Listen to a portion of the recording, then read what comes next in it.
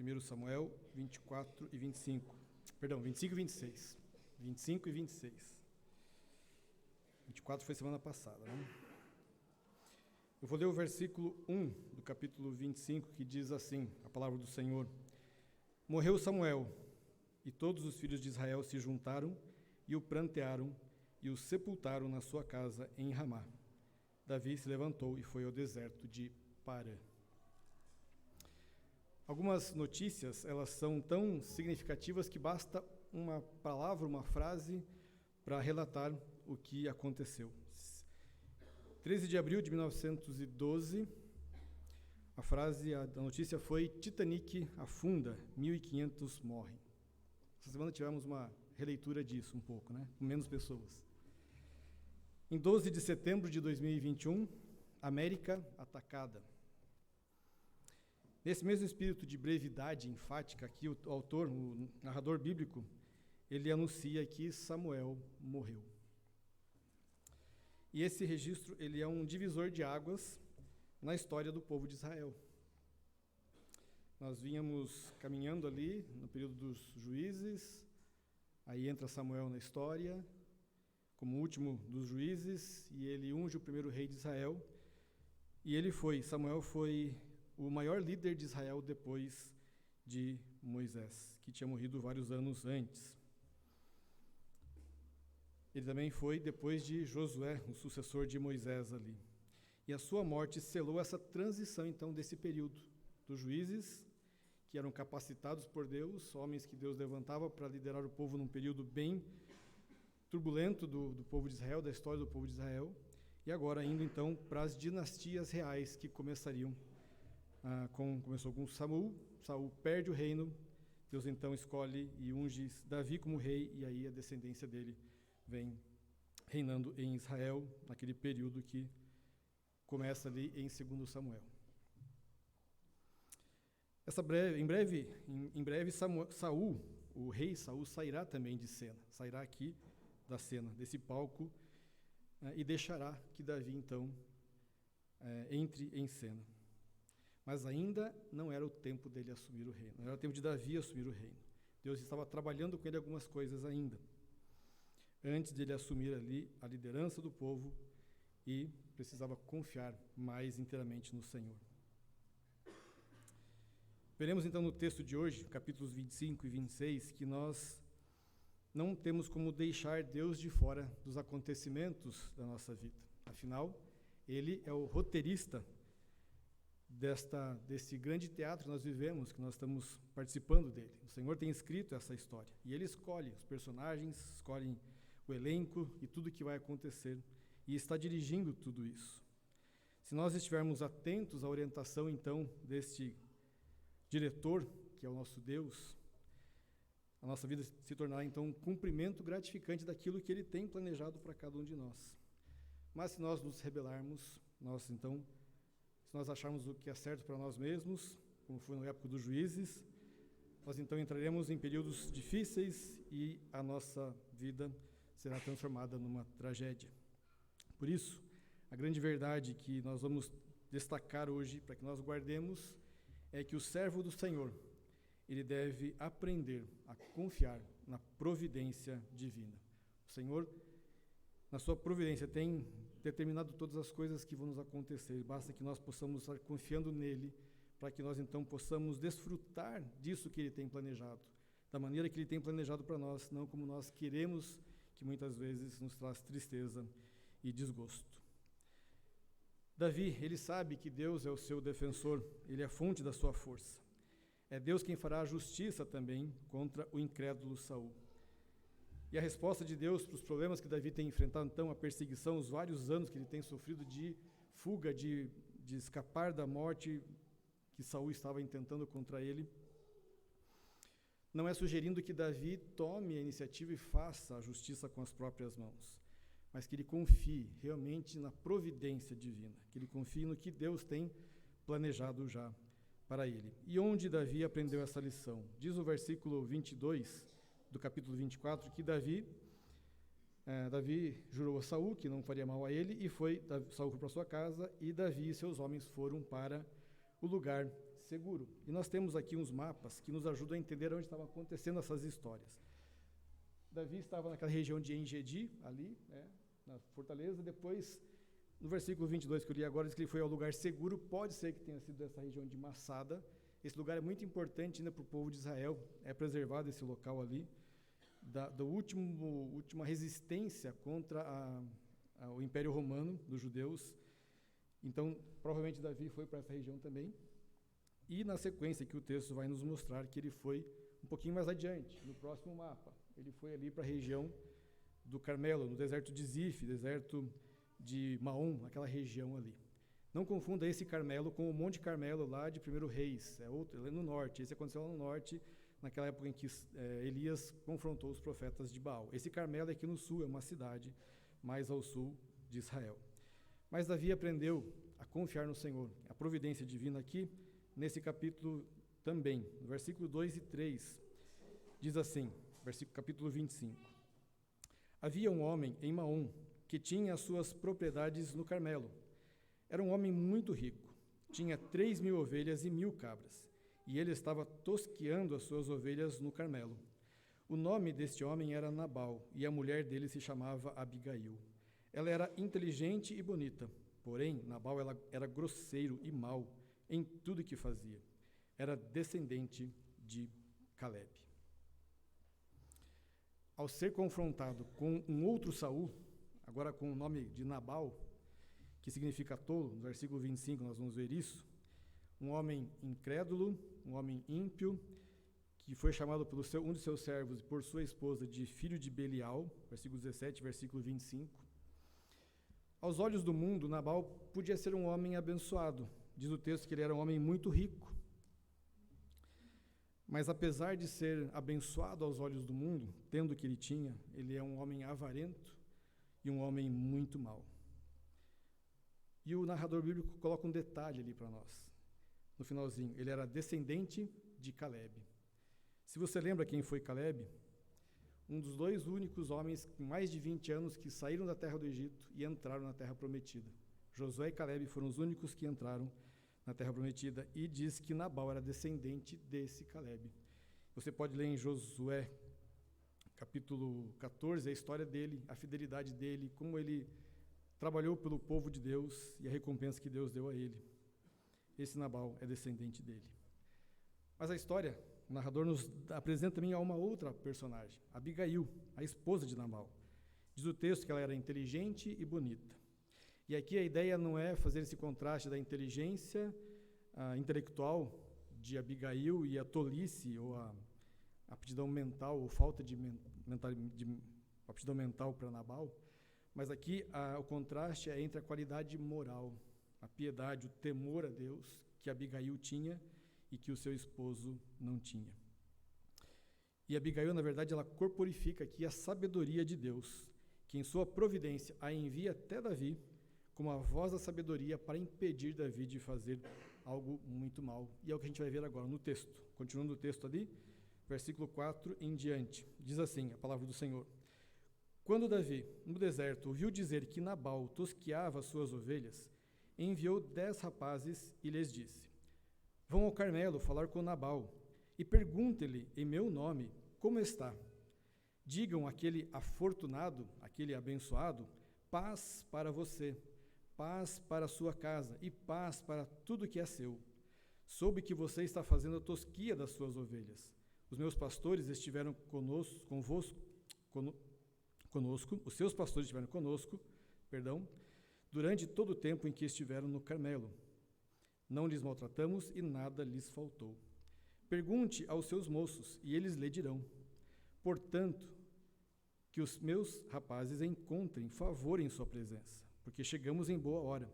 Por favor, dê a esses seus servos e a Davi, seu filho, qualquer coisa que você tiver à mão. Os rapazes de Davi foram e falaram a Nabal todas essas palavras em nome de Davi. Depois ficaram esperando, e Nabal deu a seguinte resposta aos servos de Davi. Quem é Davi? E quem é este filho de Jessé? Muitos são hoje em dia os servos que fogem do seu senhor. Vocês acham que eu vou pegar o meu pão, a minha água e a carne dos animais que abati para os meus tosqueadores e dar a homens que eu não sei de onde vêm?" Então os rapazes de Davi se puseram a caminho e voltaram. Ao chegarem, disseram a Davi tudo que Nabal havia falado. Então Davi disse aos seus homens: "Que cada um cinja a sua espada." E cada um cingiu a sua espada, e também Davi cingiu a sua. Cerca de 400 homens seguiram Davi, enquanto 200 ficaram com a bagagem. Nesse meio tempo, um dos moços de Nabal foi falar com Abigail, a mulher de Nabal, dizendo: "Davi enviou no deserto mensageiros para saudar o nosso senhor, mas ele os pôs a correr. No entanto, aqueles homens nos têm sido muito bons, e nunca fomos maltratados por eles. E de nenhuma coisa sentimos falta em todos os dias de nosso trato com eles quando estávamos no campo.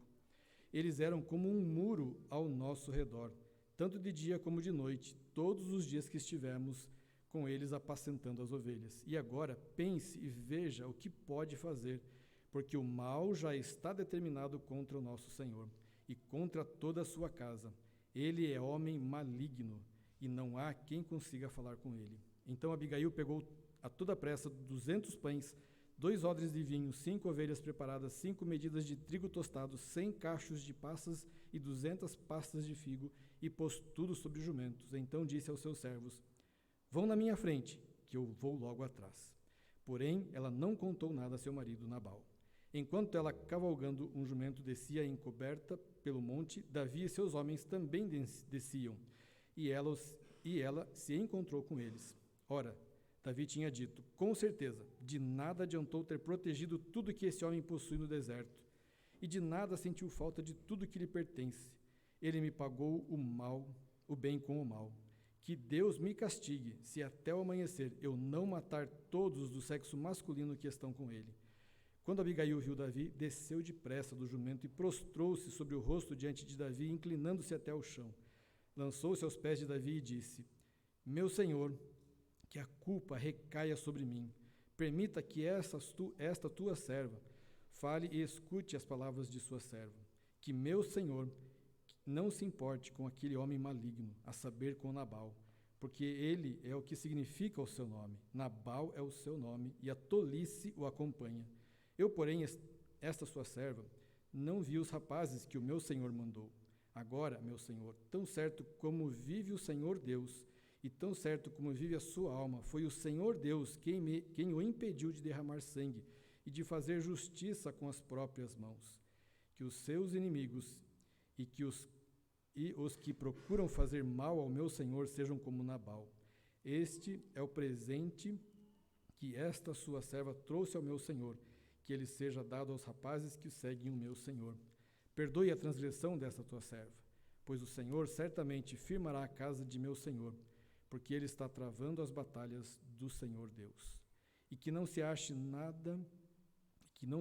mal em meu senhor durante toda a sua vida.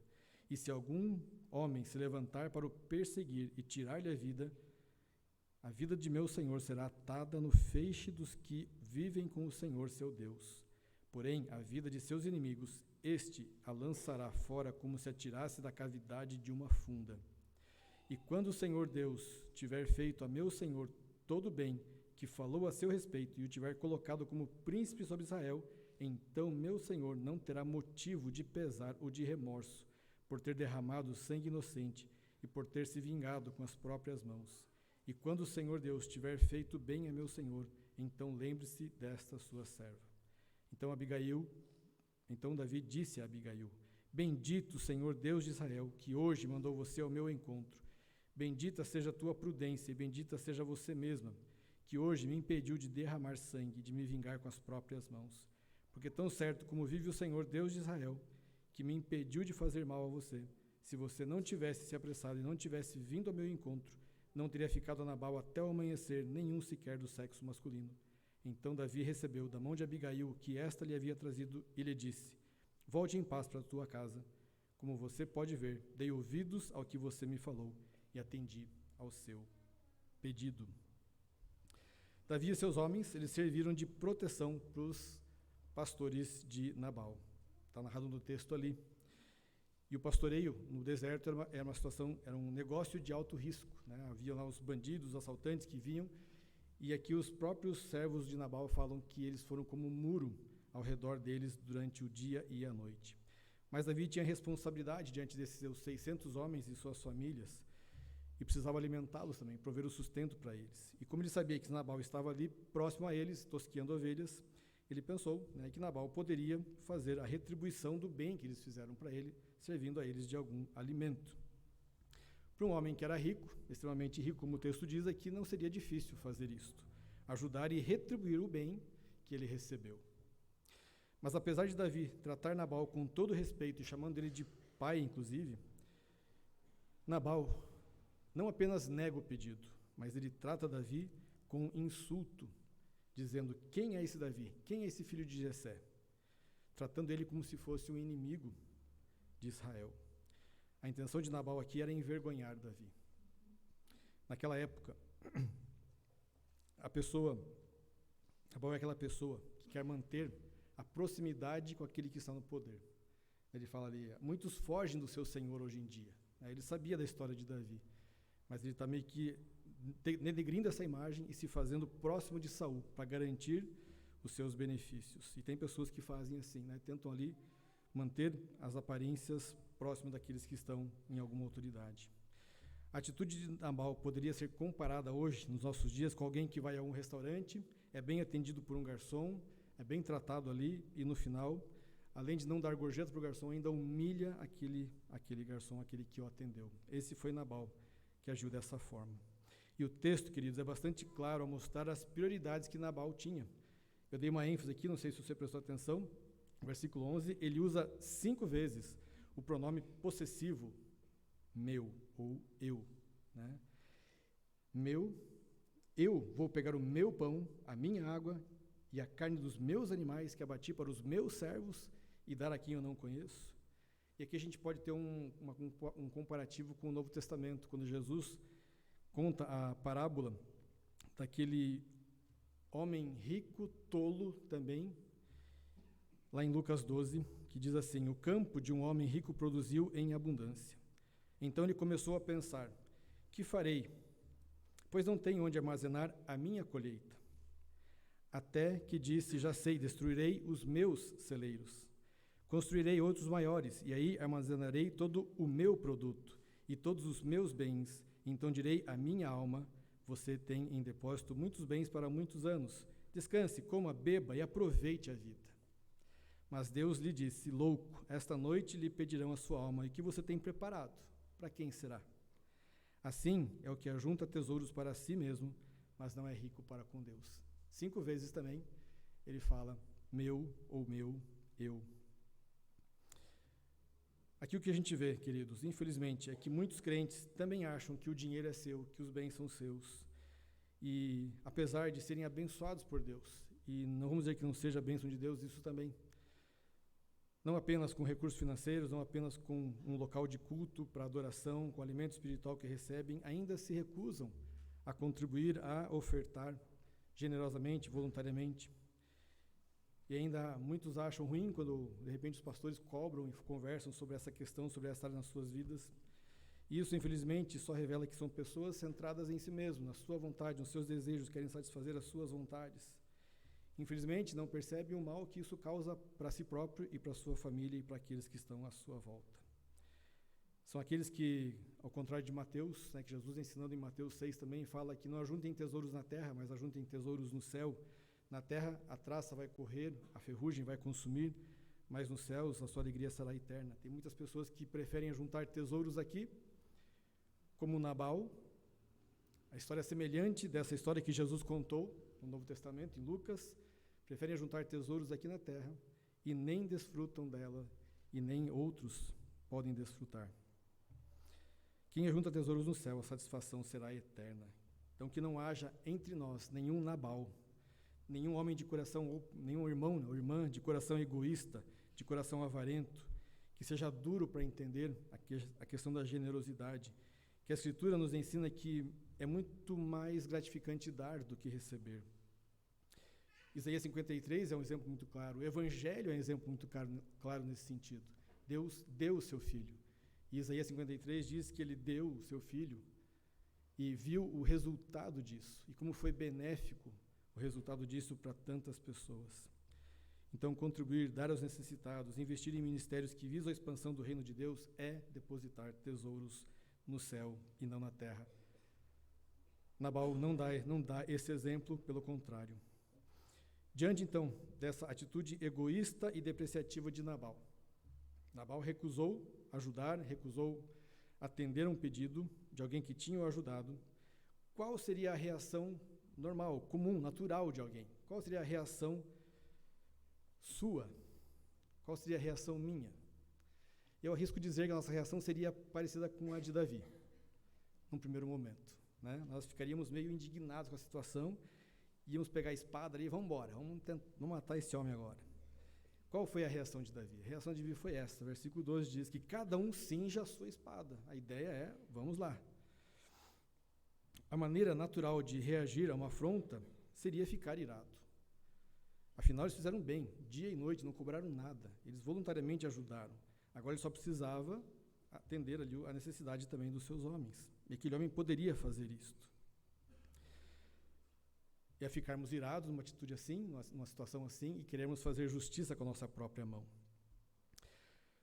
Acredito que muitos de nós, se não todos, reagiríamos como Davi.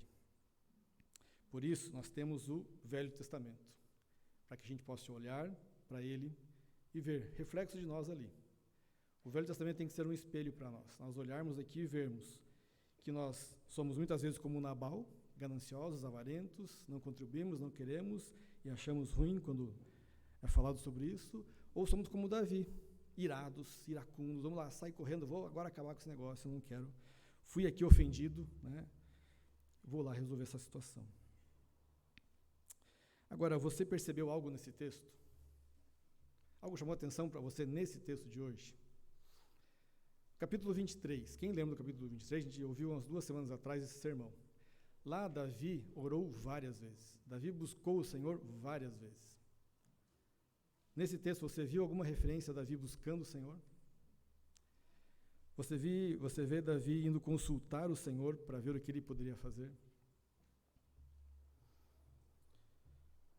Quando nós deixamos de orar e ler a Bíblia, a situação só piora. A situação só piora. Veja que além de não consultar o Senhor, Davi ele faz o quê? Ele faz um voto precipitado, no versículo 22. Que Deus me castigue, se até o amanhecer eu não matar todos os do sexo masculino da casa de Nabal. Ou seja, ele não buscou o Senhor, ele não orou, e ainda ele fez um voto impensado. Agora é interessante que Deus não responsabiliza Davi por esse voto, o que nos mostra que obedecer é melhor do que sacrificar.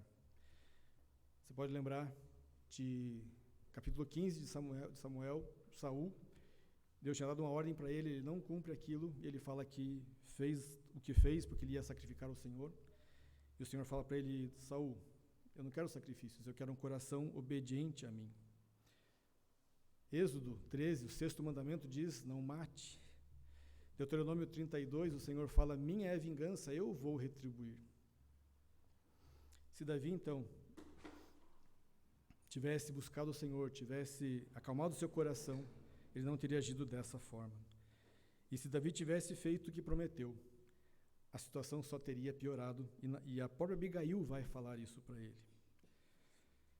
Lembra que Saul fez vários votos impensados. Lá no capítulo 14, nós estudamos também, ele fez 2 votos impensados que quase arriscaram a vida do seu próprio filho.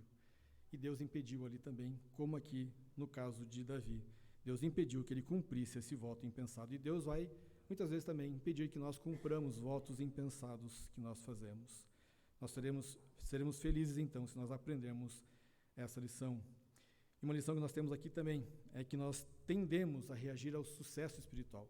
Capítulo anterior, Davi ali teve a oportunidade de matar Saul, não o fez, cortou apenas o manto da veste dele, depois o coração dele ficou pesado, naquele sentido de que quem rasgou o reino de Saul não é Davi, mas é o Senhor quem fez isso, já tinha acontecido isso, Saul já sabia que isso ia acontecer, e Davi ficou pesaroso, ele não então matou Saul, mas pelo contrário foi lá e inclusive confrontou Saul no erro que ele estava.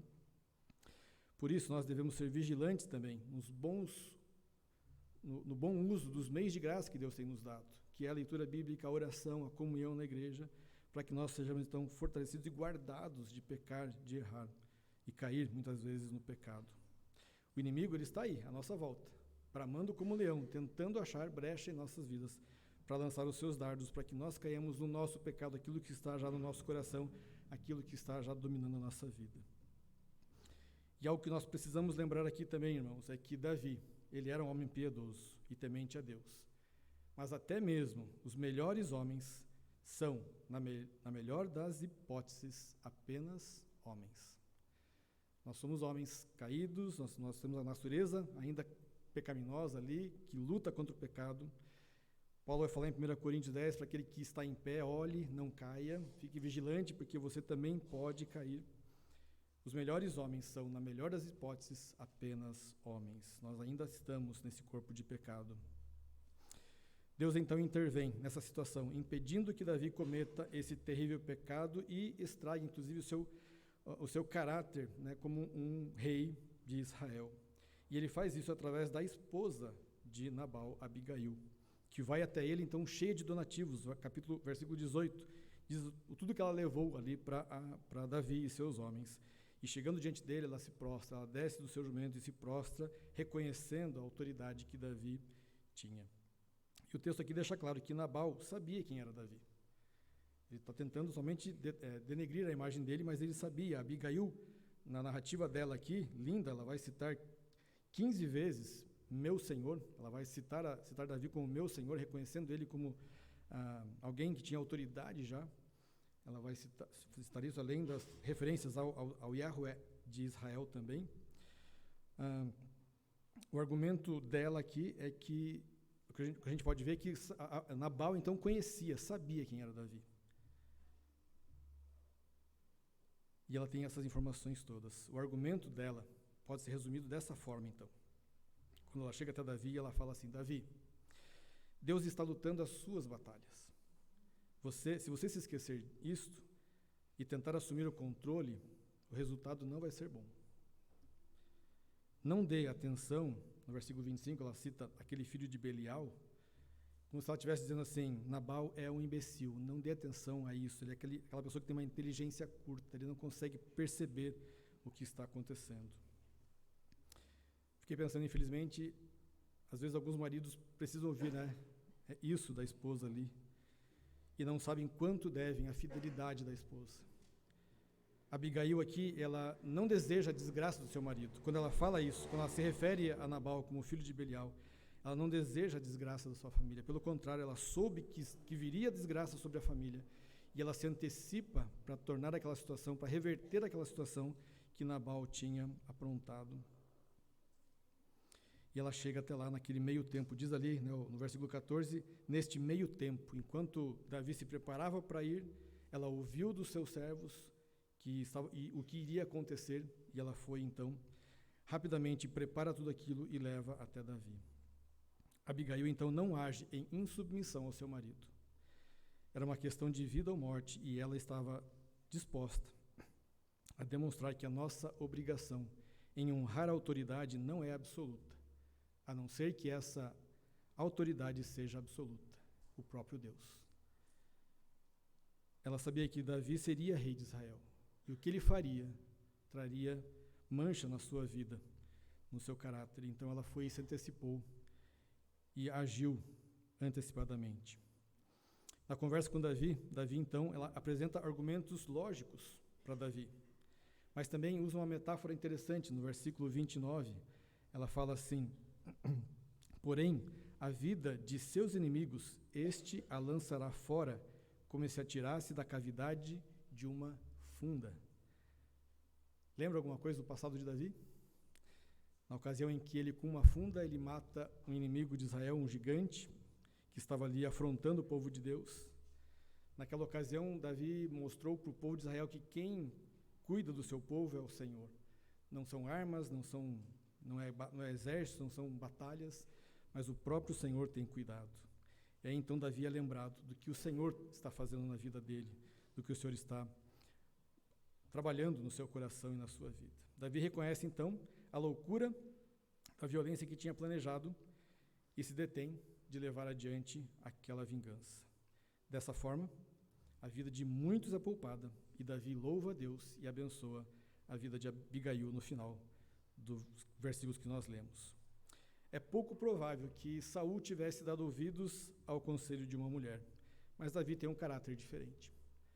Davi, ele demonstra o que ele escreveu no Salmo 141, versículo 5, que diz: fira-me o justo, e isso será um favor para mim.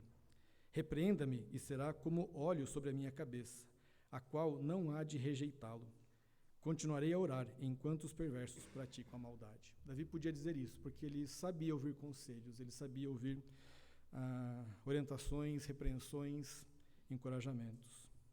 Outra lição que temos aqui, então, é que a maneira como nós recebemos ou respondemos a uma repreensão ou a um conselho é um teste do nosso relacionamento com o nosso Deus, com o Deus a quem nós dizemos que servimos e amamos. Como você reage quando você recebe uma repreensão ou um conselho de algum irmão que chega até você e percebe algo errado, uma atitude que não agrada o Senhor e quer te levar a enxergar a realidade? Como você tem reagido a isso? Eu fico triste quando eu vejo que tem gente que faz tanta coisa, mas não tem tempo para as coisas de Deus. Tudo é fácil de se fazer.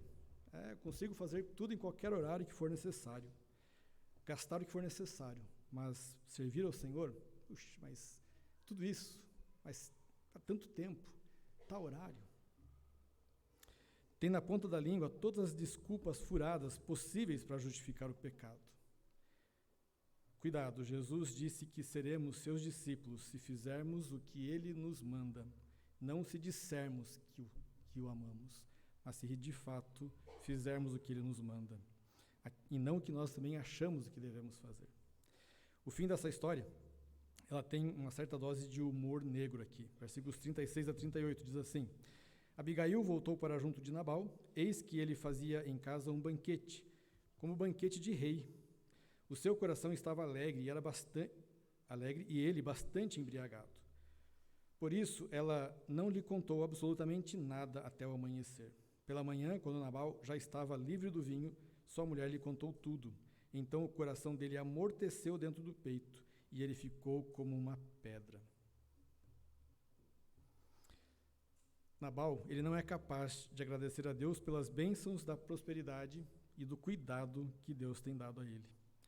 Para ele, a ideia da felicidade não inclui Deus, não inclui ajudar o próximo, não inclui estar junto com o povo de Deus, mas sim o fartar-se e o embriagar-se com o que tem recebido, com o que o próprio Deus tem dado muitas vezes. Ele é o típico homem mundano que só pensa em si mesmo e não se importa com ninguém à sua volta. É o típico homem tolo do mundo, que o texto bíblico mostra aqui em Lucas 12. Abigail chega em casa, ele está dominado pela bebida, teve aquela festa de rei que ele fez, aquele banquete de rei que ele preparou, mas na manhã seguinte, quando já estava sóbrio, livre do vinho, ela chega até ele e conta o que ela fez para que ele não morresse, para que ele não fosse morto e toda a sua família fosse morta. E naquele momento ele tem tipo um AVC, um infarto, um infarto seguido de um AVC, e 10 dias depois morre. E como tem que sair no laudo, no atestado de óbito ali, a causa da morte, o narrador vai dar a causa da morte. Versículo 38. Passados uns 10 dias, o Senhor feriu Nabal e ele morreu. A causa da morte foi porque o Senhor o matou. Será que você alguma vez já agiu assim? Será que você teve a oportunidade de ajudar o próximo, mas recusou por achar que o próximo não merecia ajuda? Ou por estar tão centrado em si mesmo que se embriagou em seu egoísmo, em sua avareza? Cuidado, nós temos mais uma advertência no Novo Testamento, Filipenses 3, Paulo vai falar que o destino dessas pessoas é a perdição. O Deus deles é o ventre e a glória deles está naquilo que deveriam se envergonhar, visto que só pensam nas coisas terrenas. E aí eu volto ao Antigo Testamento, Êxodo 32. Se você lembra do povo de Israel, quando Moisés subiu para receber as palavras de vida, que Estevão vai falar no capítulo 7 de Atos, recebeu para subir, para receber a lei de Deus, as palavras de vida, o povo fez o quê? Comeu, bebeu e se divertiu. O destino dessas pessoas é a perdição. O Deus deles é o ventre e a glória deles está naquilo de que deveriam se envergonhar. Que não sejamos como Nabal, que não sejamos como o povo de Israel, que não sejamos como o tolo que Jesus Cristo contou na parábola. No que você tem posto o seu pensamento? Nas coisas eternas ou nas coisas terrenas? Onde você tem investido o que Deus tem te dado? Isso definirá como você desfrutará o seu futuro. Ao saber da morte de Nabal, Davi então considerou isso uma vindicação de Deus. Deus então vindicou aquela ação ruim, aquela atitude ruim desse homem perante Davi. E ele então é fortalecido na sua fé, versículo 39 diz assim: Quando Davi soube que Nabal havia morrido, disse: Bendito seja o Senhor, que pleiteou a causa da afronta que recebi de Nabal, e livrou este seu servo de fazer o mal. O Senhor fez com que a maldade de Nabal caísse sobre a própria cabeça dele. Agora, o relato seguinte é um tanto quanto intrigante para nós. Versículos 39 bem em diante diz assim: Então Davi mandou um recado a Abigail, dizendo que desejava tomá-la por mulher. Os servos de Davi foram até Abigail no Carmelo e disseram: Davi nos mandou buscá-la para que a senhora seja sua mulher. Então ela se levantou, se inclinou com o rosto em terra e disse: Eis que esta sua serva servirá de criada para lavar os pés dos criados de meu senhor. Abigail se dispôs imediatamente, montou o seu jumento. E ela, acompanhada das 5 moças que a serviam, seguiu os mensageiros de Davi, que a recebeu por mulher. Davi também tinha tomado por mulher Ainoã de Jezreel, e ambas foram suas mulheres. Saul tinha dado sua filha Mical, mulher de Davi, a Palti, filho de Laís, que era de Galim. O narrador bíblico aqui ele não faz nenhum comentário sobre a poligamia de Davi, mas o hábito de tomar várias mulheres demonstra que será algo desastroso na vida de Davi, na família de Davi. Todavia, com esse casamento aqui, Davi, ele obteve uma considerável riqueza, veio para ele, então, ali o que Nabal tinha, ele estabeleceu uma base forte também ali naquela região de Hebron, era bem próximo ao Carmelo onde eles estavam, onde foi que Davi começou o seu reinado algum tempo depois, bem próximo dessa data aqui, Davi então começaria o seu reinado ali em Hebron.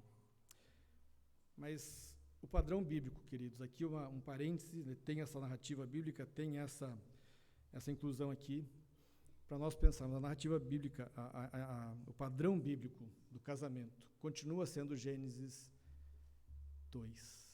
Continua sendo Gênesis 2. O homem deixa seu pai e sua mãe e se une à sua mulher e se tornam uma só carne. Quando a gente foge desse padrão, as consequências vêm sobre as famílias. As tristezas dos divórcios, separações, porque não quiseram seguir o padrão bíblico de Deus, deixar pai e mãe se unir à sua mulher. Que nós tenhamos então essa consciência disso, que o padrão de Deus sempre foi esse e sempre será esse. Alguns fatos aqui que chamam a atenção para nós nesse texto. Davi tinha um grande potencial para causar dano, assim como todos nós aqui temos, se não fosse a graça de Deus agindo nas nossas vidas.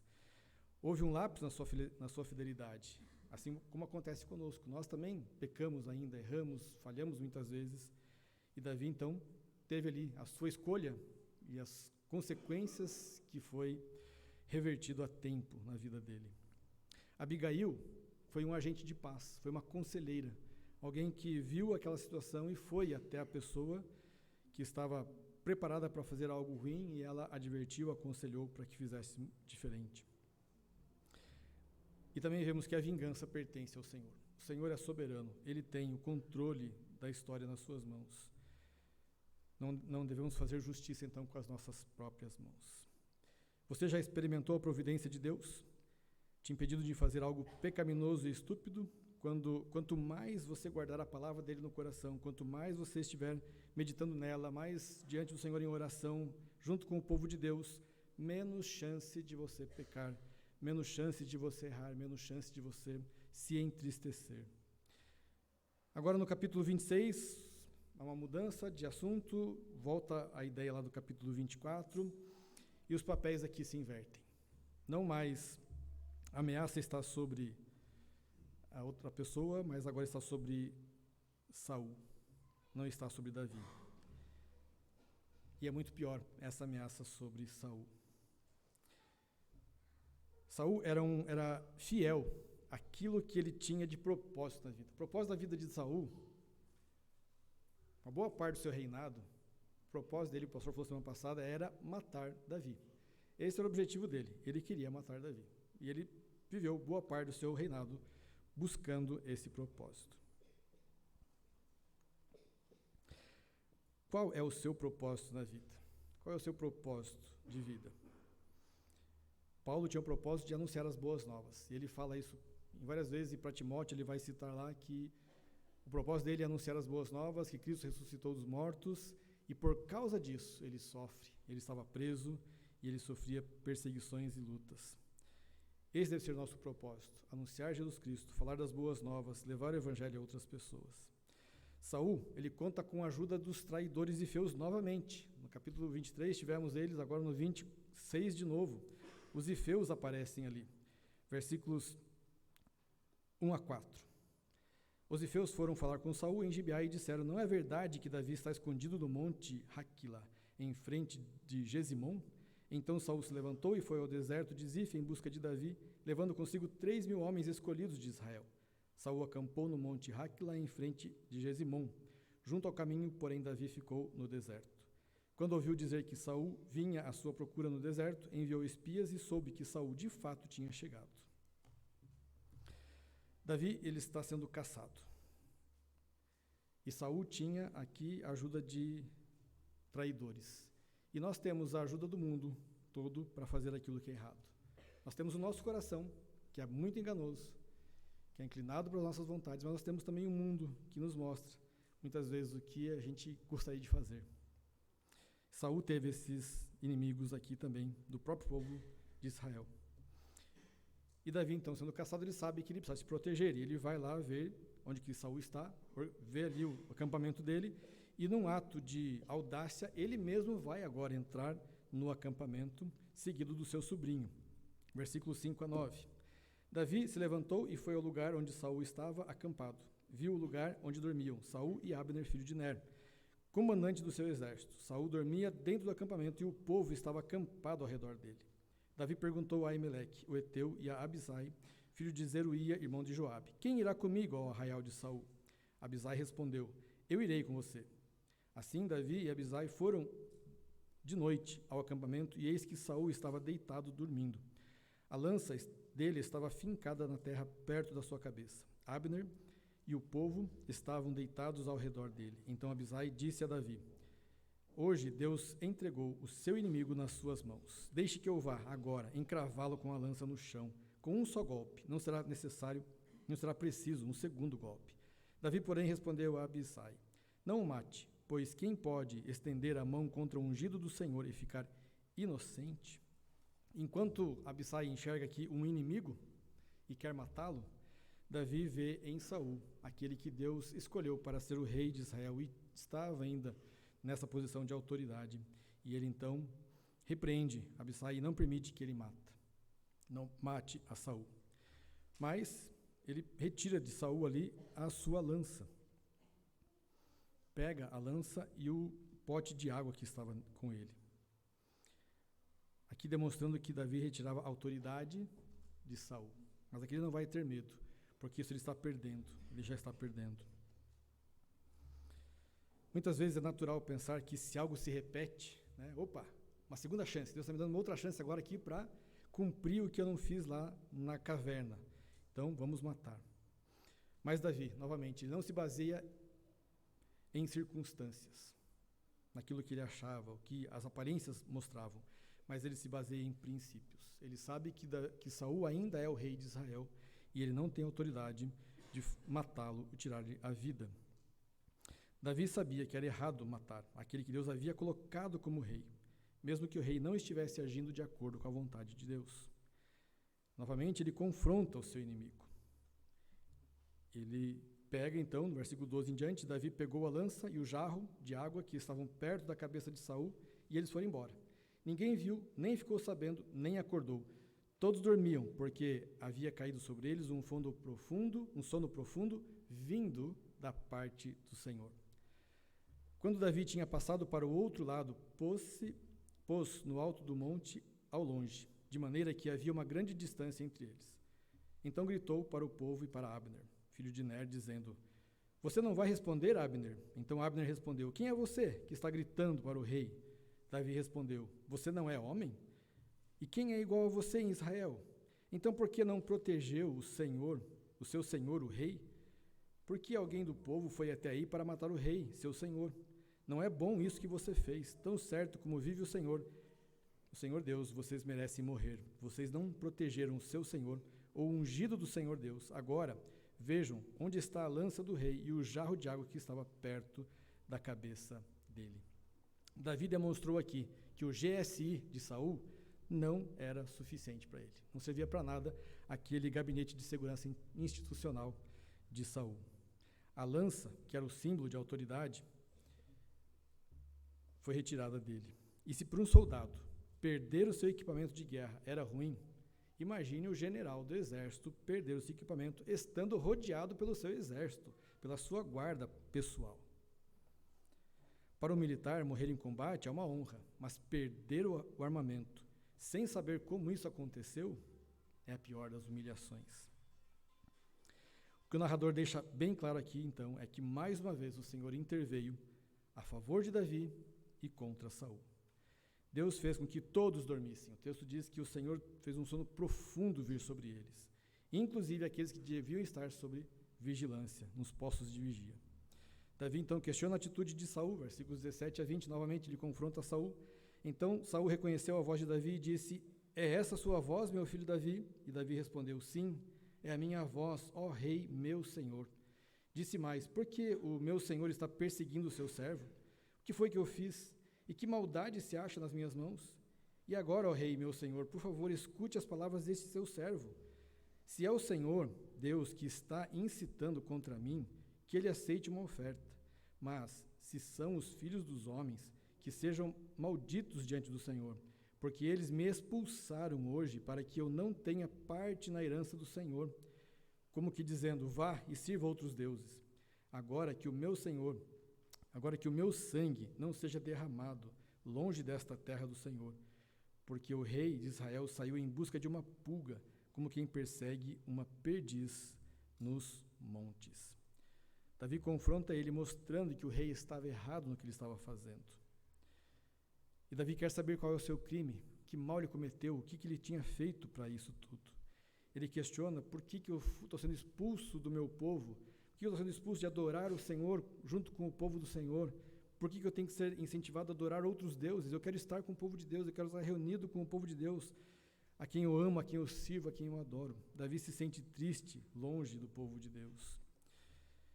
O que você acha da atitude de alguém que se diz cristão, mas não se importa em faltar aos cultos, em não vir aos cultos, mas participa de qualquer coisa, participa de festas, participa de jogos de futebol, de passeios, e não está errado isso. Mas quantas vezes, por quanto tempo faltando ou participando disso tudo sem estar na casa de Deus, sem estar cultuando o Senhor com o povo de Deus? Motivos justificáveis, ok, mas e a confiança no Senhor? Em vez de estar com o povo de Deus, desfrutando este meio de graça, que é a adoração comunitária. Como é bom estarmos aqui, como eu gosto desse tempo que nós podemos estar juntos, ouvindo a palavra, sendo edificados, sendo instruídos, sendo enriquecidos, sendo alimentados, e podemos viver nessa semana buscando o Senhor, aplicando na nossa vida o que ouvimos. Você já agiu assim algumas vezes? Você tem agido assim? Como fica o seu coração? Como o de Saul, como o de Davi? Triste por estar longe, por não poder estar com o povo de Deus, por estar sendo meio que incentivado a adorar outras coisas e não o Deus verdadeiro? Saul mais uma vez reconhece que tem agido contra Davi. Ele admite que agiu como um louco e promete não mais perseguir Davi. E as palavras finais de Davi refletem a sua confiança em Deus. Versículos 21, começando 21. Saul disse: pequei, volte, meu filho Davi, pois não mais lhe farei mal, porque hoje a minha vida foi preciosa aos seus olhos. Eu tenho agido como um louco e cometi um erro muito grande. Davi respondeu: aqui está a lança, ó rei, que um de seus rapazes venha aqui pegá-la. e que o Senhor Deus recompense cada um pela sua justiça e lealdade. Porque hoje o Senhor Deus o havia entregado nas minhas mãos, porém eu não quis estendê-las contra o ungido do Senhor. E assim como hoje a sua vida foi de grande valor aos meus olhos, assim também seja a minha vida aos olhos do Senhor Deus, e que Ele me livre de toda a angústia. As palavras finais de Davi refletem essa confiança. E Davi sabe que Deus vai recompensá-lo pelo bem que ele tem feito. O bem nunca volta de uma maneira contrária.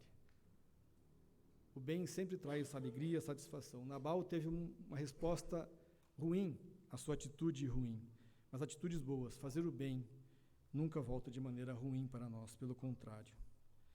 Este foi o último encontro entre Davi e Saul, narrado pelo menos no texto bíblico. E termina com Saul abençoando Davi e reconhecendo que ele seria o futuro rei de Israel e os seus feitos seriam grandes. Versículo 25, então Saul disse a Davi, bendito seja você, meu filho Davi, porque você fará grandes coisas e certamente será bem-sucedido. Então Davi seguiu o seu caminho e Saul voltou para sua casa. Quem você é nessa história? Saul, que mesmo abençoado, não se arrepende, não se humilha diante do Senhor? Ou é como Davi, que mesmo tendo errado, recebeu o conselho, ouviu, respondeu de maneira diferente, não agiu no seu impulso também em matar Saul, mas entregou essa situação diante do Senhor, para que Deus fizesse então o que tinha planejado. Quem nós somos? Onde nós vemos Jesus nessa passagem? Assim como Davi experimentou a traição do seu povo e o sofrimento antes de entrar em sua glória, como rei de Israel, Jesus, o maior descendente de Davi, também suportou a rejeição, a traição, o sofrimento e a morte antes de entrar na sua glória. Embora Jesus, como Davi, tivesse feito bem, os que tinham autoridade procuravam matá-lo por ciúmes, mas todas as tentativas foram frustradas. Assim como Davi, Jesus não se vingou dos que o odiavam, injuriavam e perseguiam, mas os entregou a Deus, que julga os pensamentos e as intenções. Assim como Davi recusou tomar antecipadamente a coroa, Jesus rejeitou todas as tentações para tomar seu reino prematuramente. Jesus se submeteu ao plano de Deus, quanto ao tempo que Deus tinha determinado para todas as coisas. Assim como Saul reconheceu que Davi era legítimo rei, um dia todas as pessoas reconhecerão de joelhos dobrados que Jesus é o Rei dos Reis. E assim como Davi viveu no exílio, até o dia em que se assentou no trono de Israel, Jesus, o legítimo rei, voltará e se assentará no trono de Davi. E nós aguardamos isso ansiosamente. Maranata, ora vem, Senhor Jesus. Concluindo, algumas aplicações para nós. Nunca faça justiça com as próprias mãos. Nunca faça. Entregue sua causa a Deus. A justiça própria, raramente, se não nunca, é uma atitude sábia. Nunca deixe de ouvir conselhos sábios de irmãos que desejam o seu bem. Todos nós precisamos uns dos outros, por isso a igreja. Leia Efésios 4, você vai ver isso. A igreja é para isso, para que nós cheguemos à plenitude de varões perfeitos, temos ali, sermos tratados, para que sejamos fortalecidos, ajudados uns aos outros, para a edificação do corpo de Cristo. Quando você não perceber melhora em sua situação, resista à tentação de antecipar os acontecimentos e resolver aquilo de uma maneira que você acha certo. Deixe que Deus vai resolver.